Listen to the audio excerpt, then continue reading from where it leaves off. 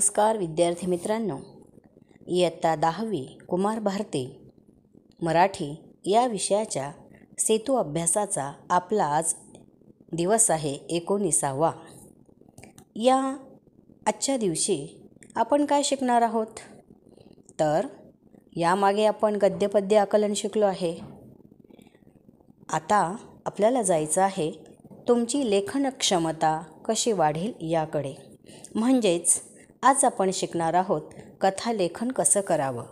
खरं तर मुलांनो, स्वतःचे अनुभव स्वतःच्या भाषाशैलीत लिहिता येणे, उत्तम प्रकारे लेखन करता येणं किंवा दिलेल्या विषयामध्ये स्वतःच्या विचारांची आणि कल्पनांची भर घालून त्याचं पुन्हा लेखन करता येणं हे तुमच्याकडून अपेक्षित असतं। ज्या वेळेला तुम्ही एखादी कथा लिहितात आपल्या कल्पनेनं, त्यावेळी त्या कथेमध्ये म्हणी, वाक्प्रचार, सुभाषिते, कल्पनाविस्तार, विविध प्रकारचे अलंकार अशा छान वेगवेगळ्या साहित्यातल्या कृतींनी त्या कथेला तुम्ही साजेसं रूपसुद्धा देऊ शकतात। आपली कथा उत्तम बिनचूक असावी यासाठी त्या कथेमधल्या कोणकोणत्या गोष्टी समजून घेणं आवश्यक आहे, कथा लिहिताना कोणत्या गोष्टी विचारात घ्याव्या लागतात ते आज आपण पाहणार आहोत। चला तर मग बघा, तुमच्यासमोर एक शीर्षक असलेलं कथेचं रूप आलं आहे। शीर्षक आहे अति तेथे माती। आता शीर्षक याचा अर्थ कथेचं नाव, आणि ज्या वेळेला शीर्षक आकर्षक असतं, मोहक असतं, त्यावेळेला कथासुद्धा त्याच प्रकारे असेल असा अंदाज बांधता येतो।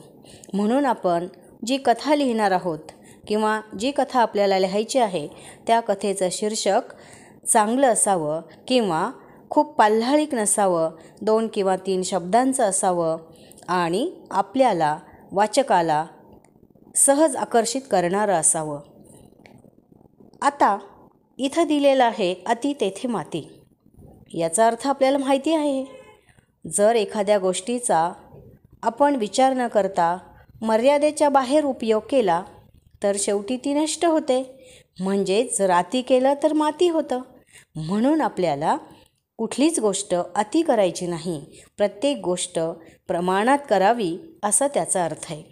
आता इथे वरील शीर्षकाची कथा लिहिताना कुठलं स्थळ निवडायचं नेहमी लक्षात घ्या या पायऱ्या, की ज्या वेळेला आपल्याला कथा लिहायची असते त्यावेळेला शीर्षकानंतर स्थळ म्हणजे ही कथा कुठे घडली आहे। तुम्ही यापूर्वी नाही का कथा वाचलेली आहे, एक रामपूर नावाचं गाव होतं, तिथे अमुक अमुक नावाचा शेतकरी राहत होता, मग तो शेतामध्ये असे असे काम करायचा, अशा प्रकारच्या कथा आपण लिहिल्या आहेत, वाचल्या आहेत।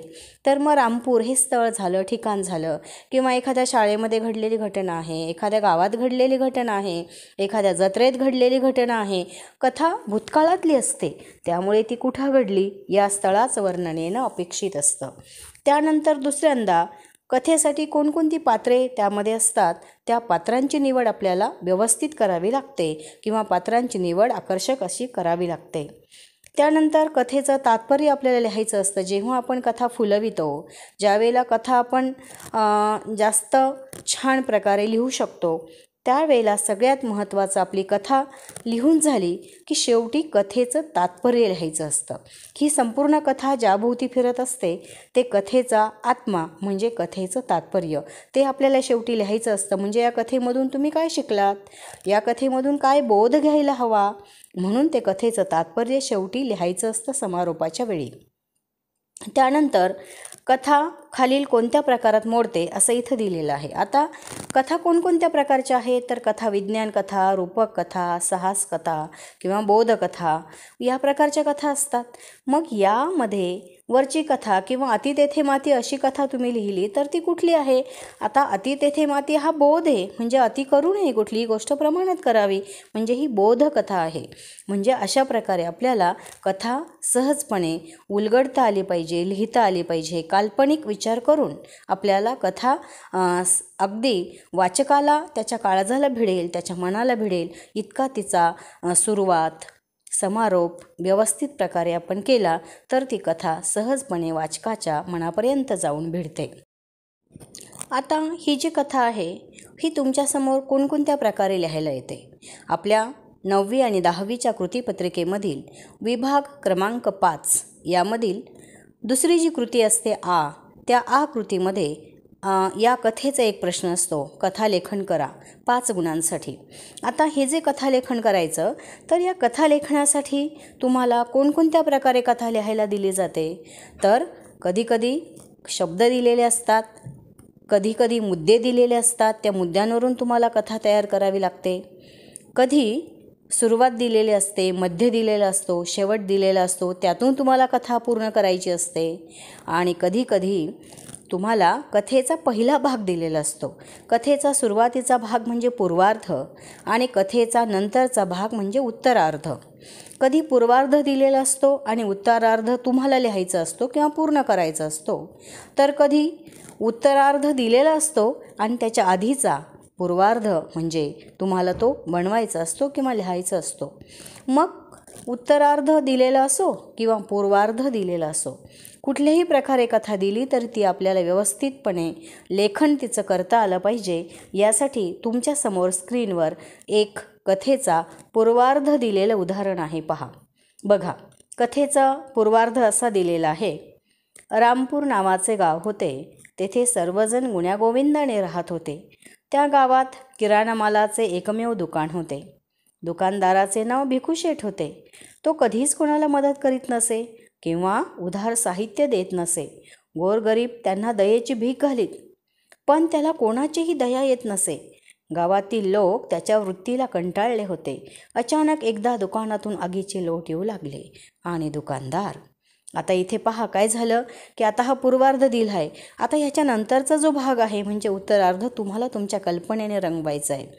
आता एखाद्या मुलाला असं वाटेल तो रंगवताना की त्याच्या दुकानाला आग लागली आणि मग त्यावेळी तो खूप अशी मदतीची याचना करू लागला, कारण हा मुळातच कंजूस होता. तो कोणाला मदत नाही करायचा. पण आता जेव्हा त्याच्यावर वेळ आली तेव्हा तो लोकांना गयाबया करू लागला, लोकांची आरडाओरडा करू लागला, लोकांची मदत मागू लागला. पण त्यानेच कधी कोणाला मदत केली नाही, त्याने कधी कोणाला उधार साहित्य दिलं नाही, म्हणून आता त्याला कोणीच मदतीला येत नाही. म्हणजे तो जसा वागला तसेच लोक पण त्याच्याशी वागले, असं काही मुलं याचा विस्तार करू शकतात. एखाद्याला असं वाटेल की नाही, तो कसाही वागला तरीसुद्धा सगळे लोक त्याच्या मदतीला आले आणि त्या दुकानाची आग विझवली. आणि मग त्याच्या लक्षात आलं की अरेच्या, आपण जरी असे वागलो, यांना आपण कधीच मदत नाही केली, पण तरीसुद्धा या लोकांनी आपल्याला खूप मोठ्या संकटातनं वाचवलं. म्हणून आता आपण आपला स्वभाव बदलूया, असंही तुम्ही कथेचा समारोप करू शकता. म्हणजे तुम्हाला उत्तरार्ध लिहायचा असो, त्यावेळेला तुम्ही तुमची काल्पनिक शक्ती वापरून, तुमची कल्पनाशक्ती हवी तशी वापरून तुम्हाला या कथेचा पूर्वार्ध दिलेला असेल तर उत्तरार्ध रंगवता येतो किंवा लिहिता येतो. मुलांनो, सगळ्यात महत्त्वाचं कथा लिहिताना कुठल्या गोष्टी पाळायच्या असतात, तर कथेचा काळ. नेहमी कथा ही भूतकाळातच लिहिली जाते. म्हणजे कथा भूतकाळातच लिहायची असते, लक्षात ठेवा, कारण घडून गेलेल्या घटना असतात या. त्यानंतर कथेमध्ये कुठली पात्र असतात, कोणकोणती पात्र असतात. आता वरील कथेमध्ये कुठली पात्र होती ते तुम्हाला ठरवायचे आहे. भिकूशेठ होता, अजून कोणी ग्राहक होतं का, अजून त्याची पत्नी होती का, त्याची मुलं होती का, त्याचे मित्र होते का, हे तुम्ही तुमच्या कल्पनेने रंगवू शकता. त्यानंतर कथेचं तात्पर्य. आता ही वरची जी कथा आहे, रामपूर नावाचं गाव होतं, तर या कथेला तात्पर्य आपल्याला देता येईल. जसे कराल तसे भराल, किंवा जसे करावे तसे भरावे, किंवा करावे तसे भरावे. म्हणजे आपण जसं वागलो तसाच समोरचा वागतो, म्हणून करावे तसे भरावे, किंवा आपण मदत केली तर आपल्याला मदत मिळते, असं या कथेला तात्पर्य तुम्हाला लिहिता येईल. त्यानंतर कथेतील घटना, काय घटना घडली आहे, कुठल्या घटना घडल्या आहे, त्याचं निरीक्षण तुम्हाला करायचं आहे, त्याचं वाचन तुम्हाला करायचं आहे आणि मग तुम्ही त्या घटना ठरवायच्या आहेत. त्यानंतर कथेला शीर्षक द्यायचं आहे. आता ही वरची जी कथा आहे हिला काय शीर्षक देऊया आपण, जसे कराल तसे भराल, किंवा असंही तुम्ही म्हणू शकतात कंजूस भिकूशेठ. या प्रकारे म्हणजे तो कसा होता, कोणाला मदत न करणारा होता. म्हणून अगदी 1 किंवा 2 शब्दांमध्ये जर तुम्ही लिहिलं कंजूस भिकूशेठ किंवा मारवाडी किंवा दुकानदार, असं जरी तुम्ही लिहिलं तरीसुद्धा हरकत नाही. म्हणजे तुम्हाला कथेचा काळ महत्त्वाचा आहे, त्यातली पात्र महत्त्वाची आहे, त्याचं तात्पर्य लिहिणं आवश्यक आहे, त्यात कुठल्या घटना आहेत त्या नोंदविणे आवश्यक आहे, आणि सगळ्यात महत्त्वाचं कथेला शीर्षक देणं महत्त्वाचं आहे, जे आकर्षक असतं ते. आता तुमच्यासमोर काही शब्द दिलेले आहेत. म्हणजे आपल्याला कथा कशा प्रकारे लिहायची असते, तर कधी शब्द दिलेले असतात त्यावरून कथा लिहायची असते, कधी शीर्षक दिलेलं असतं, कधी तात्पर्य दिलेलं असेल किंवा कधी पूर्वार्ध दिलेला असेल, कधी उत्तरार्ध दिलेला असेल. आता या ठिकाणी समोर तुम्हाला विद्यार्थी, शाळा, पराक्रम, सत्कार असे शब्द दिलेले आहेत. तर हे शब्दांवरून तुम्हाला कथा रंगवायची आहे किंवा लिहायची आहे. मुलांनो, तुम्ही ही कथा लिहिणार आहात. आता ही जी घटना आहे कथेची ती शाळेमध्ये घडलेली असणार आहे, कारण विद्यार्थी, शाळा म्हटल्यावर सगळं काय आहे, सत्कार वगैरे हे सगळे शाळेतले आहे. म्हणजे या कथेचं स्थळ जे आहे ते शाळा आहे हे पक्कं झालं. किंवा तुम्हाला तुमच्या कल्पनेने अधिक वेगळ्या प्रकारे रंगवता आली तरी पण चालेल.